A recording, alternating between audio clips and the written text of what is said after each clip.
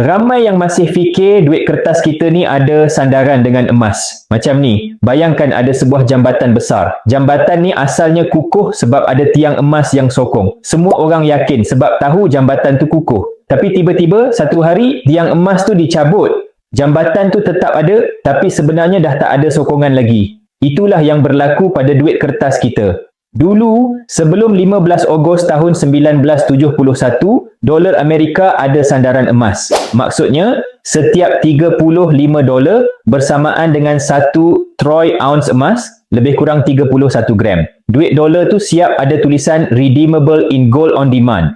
Maknanya, boleh bawa duit ke bank, terus tukar dengan emas. Tapi bila ekonomi Amerika mula merundum, mereka buat keputusan drastik, putuskan hubungan dolar dengan emas. Bayangkan jambatan tadi, bila tiang emas tu dicabut, orang masih lalu lalang atas jambatan tu tanpa sedar yang sebenarnya dah goyah. Sejak hari itu, duit kertas dicetak tanpa sandaran apa-apa, tiada emas, tiada aset sebenar, hanya satu benda je yang pegang nilai duit tu, kepercayaan. Sebenarnya, pakar sejarah sendiri kata, penciptaan wang fiat ni adalah salah satu penipuan terbesar dalam sejarah manusia.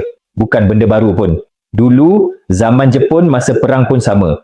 Duit dicetak tanpa kawalan, harga barang naik menggila, kuasa beli rakyat hilang begitu sahaja. Dan sekarang, perkara sama masih berlaku, cuma ramai yang tak perasan. Kalau dah mula sedar dan nak lindungi nilai harta, akaun Gap boleh mula dengan RM100 atau 1 gram sebulan. Simple je, isi info dalam beg biru, saya akan guide sampai faham. Dulu ragu, kini tahu. Jom simpan emas. Dah ready nak simpan emas?